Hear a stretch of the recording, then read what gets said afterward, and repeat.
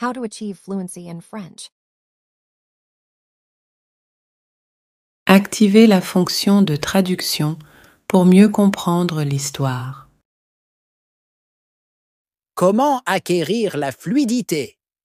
Ces 5 étapes sont votre chemin vers une maîtrise absolue du français, si vous les suivez toutes. Bonjour à tous! Comment allez-vous? J'espère que vous allez bien. Bienvenue à une nouvelle session d'apprentissage du français avec moi. Dans cette session, nous allons nous concentrer sur l'amélioration de notre français, pas seulement sur la parole, mais sur l'ensemble des compétences en français. En gros, le package complet. J'ai reçu beaucoup de demandes me demandant « Monsieur, par où dois-je commencer ?» ou « Comment dois-je commencer ?» Vous comprenez le français, mais parler est difficile. Vous voulez commencer ce voyage, mais vous n'arrivez pas à trouver le bon chemin. Alors, comment devenir fluide en français?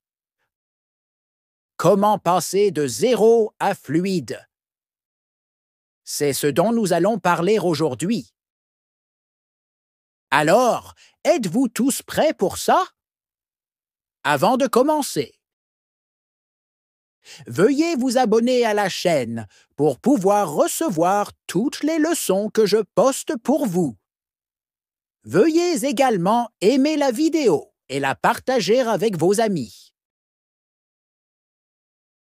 Maintenant, revenons à la leçon d'aujourd'hui. Comment passer de zéro à fluide? Si vous avez l'impression de commencer à zéro, comment atteindre ce niveau de fluidité?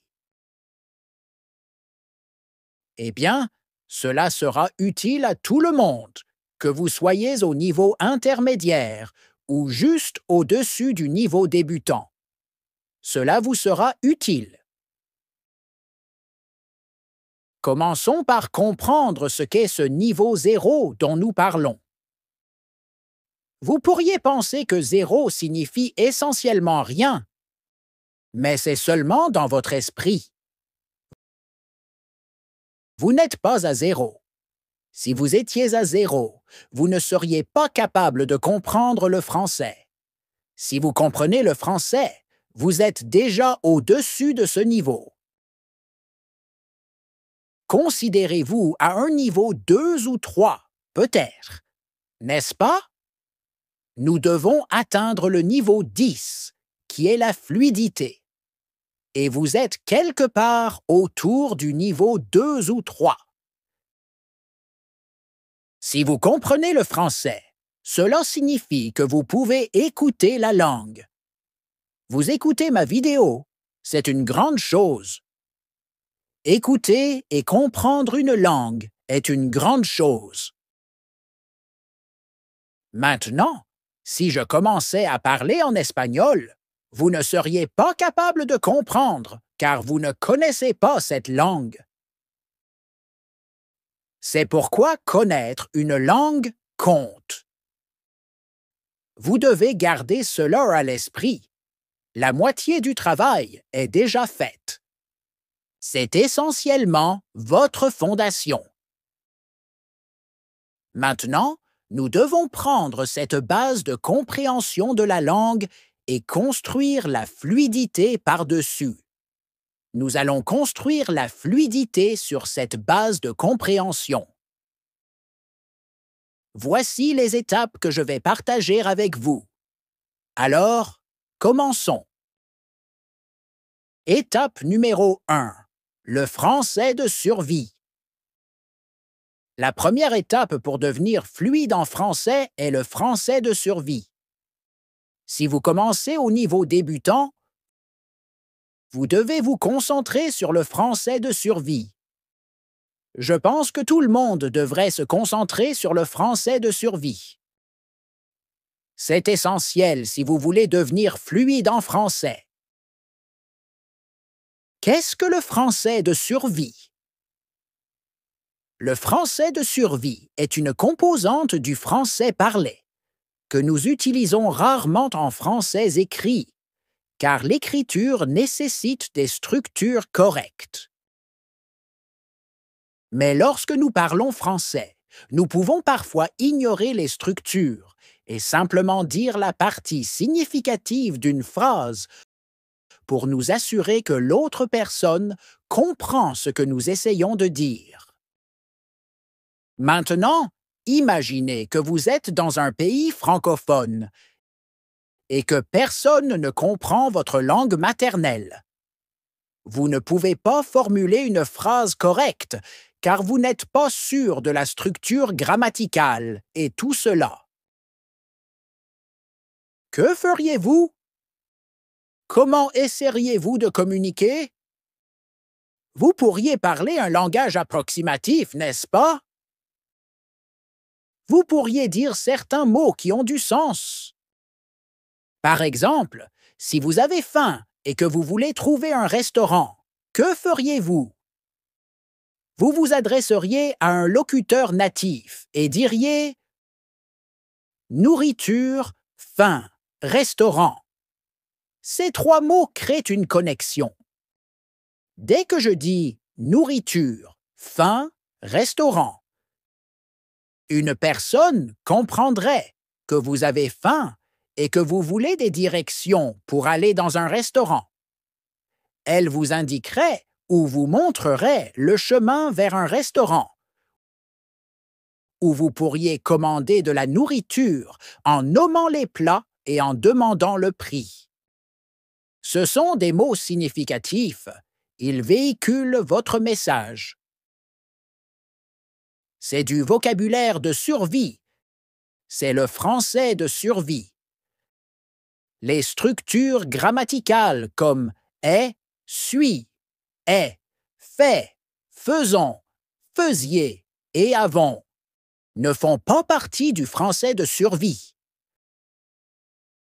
Le français de survie signifie le vocabulaire, les mots significatifs dont vous avez besoin pour faire passer votre message. Si vous pouvez faire cela, c'est votre français de survie, le français de base dont vous avez besoin pour survivre dans un environnement francophone. Le français de survie est crucial, car une fois que vous le connaissez, vous gagnez en confiance pour parler français. Maintenant, vous pouvez commencer à parler français. Et quand nous parlons de parler, il est temps de discuter de l'étape numéro 2. Étape numéro 2. Commencez à parler dès le premier jour. La deuxième étape pour devenir fluide en français est de commencer à parler dès le premier jour. J'ai parlé de cela à plusieurs reprises dans mes vidéos. J'ai même une vidéo dédiée à ce sujet. Commencez à parler dès le premier jour. Vous pouvez la regarder. Pourquoi est-il important de commencer à parler dès le premier jour?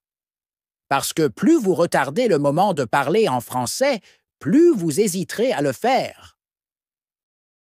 Si vous commencez à parler dès le premier jour, tout ce que vous apprenez, que ce soit du vocabulaire, de la grammaire ou tout autre composant du français, vous pourrez l'utiliser dans votre expression orale, car l'objectif final est de parler.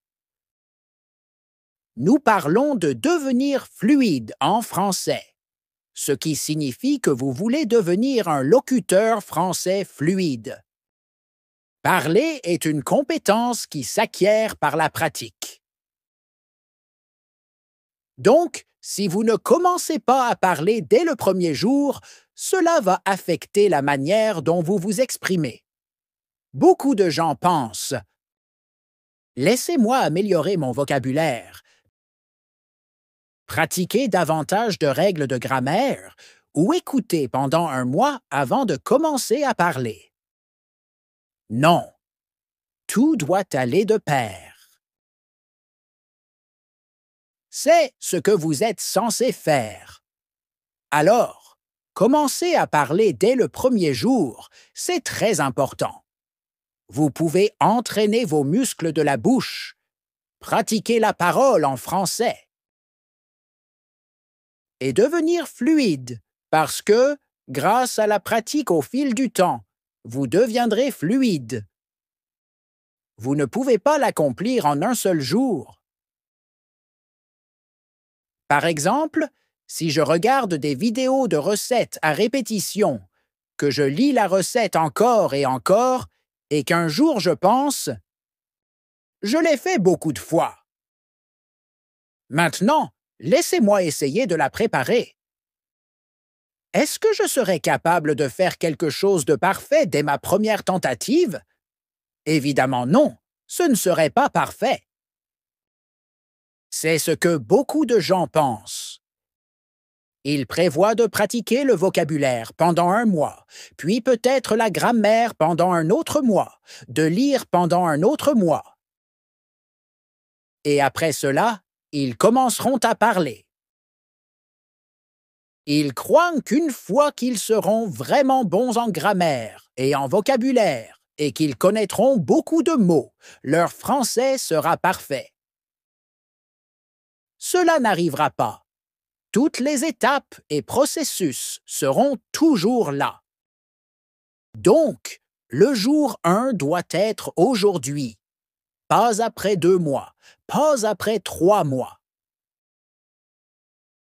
Non, le jour 1 de la parole doit être le jour 1 de votre voyage d'apprentissage du français. Commencez à parler dès le premier jour pour devenir fluide en français. Étape numéro 3. Une bonne entrée en français.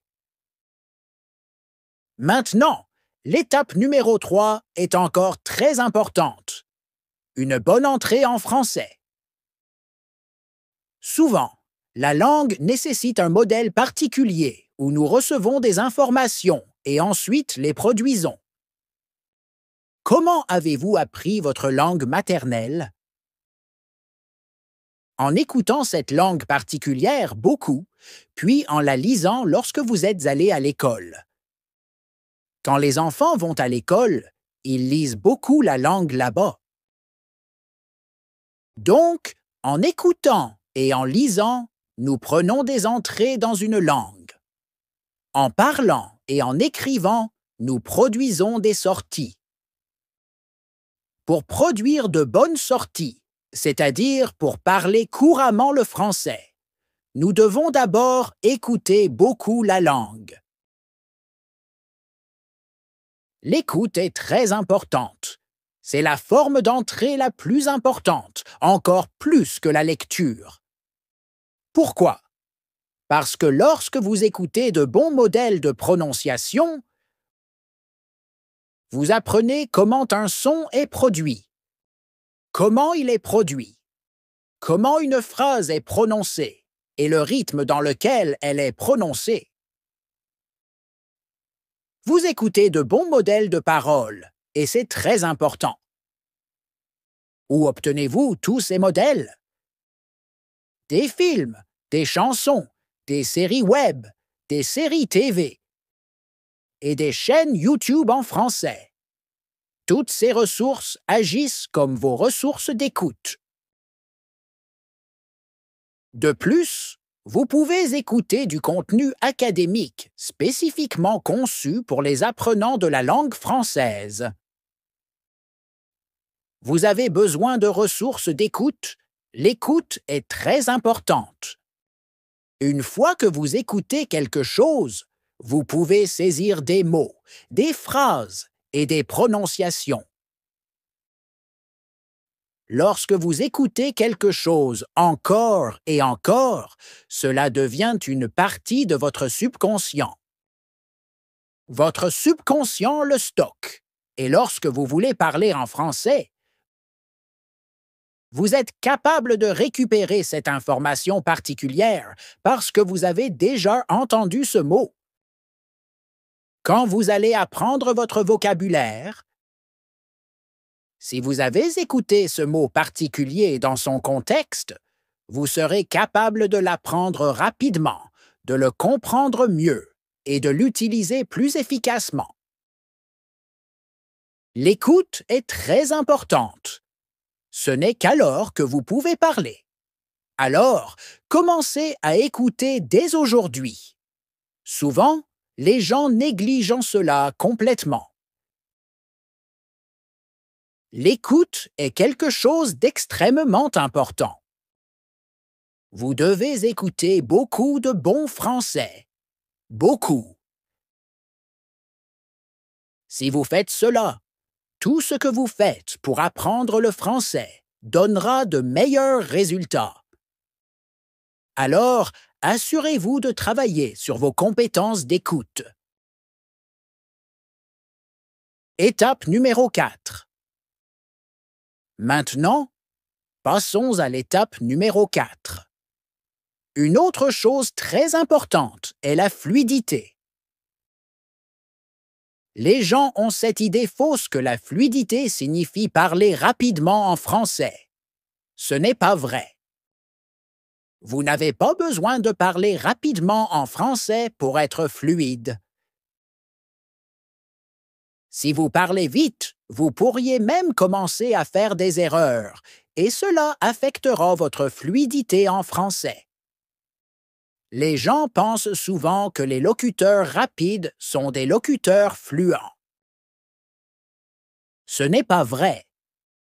La fluidité, c'est essentiellement parler français, sans hésitation inutile, sans erreur et sans trop réfléchir. C'est ça la fluidité. La fluidité, c'est parler naturellement et sans effort, sans avoir à penser constamment à comment dire quelque chose, sans faire d'erreur, sans hésitation inutile et sans pause longue. Si vous parlez vite, il se peut qu'à certains moments vous parliez vite, mais que vous vous arrêtiez plus longtemps parce que vous devez réfléchir. Plus vous pratiquez, plus vous deviendrez fluide. Plus vous apprenez à vous exprimer en français, plus vous deviendrez fluide.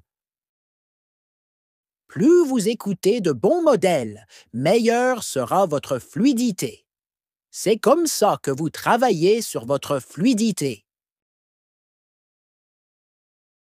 Étape numéro 5. La construction du vocabulaire. Maintenant, parlons de l'étape numéro 5. La construction du vocabulaire, c'est la seule partie où l'apprentissage du vocabulaire entre en jeu. C'est quelque chose sur lequel vous devez vous concentrer. Ce n'est pas comme si vous deviez arrêter tout le reste et commencer à apprendre du vocabulaire. Non, vous apprenez du vocabulaire en cours de route. En parlant français, vous vous retrouverez à répéter les mêmes mots. Par exemple, au lieu de dire toujours « bien », vous pouvez dire « génial »,« fantastique » ou « incroyable ». En écoutant du français, en lisant du français, vous rencontrerez un vocabulaire meilleur et vous commencerez à l'utiliser. Donc, la construction du vocabulaire est un processus continu. Votre vocabulaire augmentera automatiquement à mesure que vous écoutez, lisez et parlez français. De cette manière, vous apprendrez de nouveaux mots et expressions et vous les utiliserez. Votre vocabulaire s'améliorera avec le temps. Mais assurez-vous de ne pas vous concentrer uniquement sur le vocabulaire au détriment des autres aspects du français. Il est important d'améliorer tous les aspects simultanément. Conclusion. C'est tout, mes amis. Si vous suivez ces 5 étapes, vous serez en mesure de passer de 0 à fluide en français. J'espère que vous avez trouvé cette leçon utile. Si c'est le cas, veuillez aimer cette vidéo, la partager avec vos amis et vous abonner à la chaîne. Je vous verrai dans la prochaine leçon. D'ici là, continuez à apprendre, continuez à vous améliorer et restez motivés.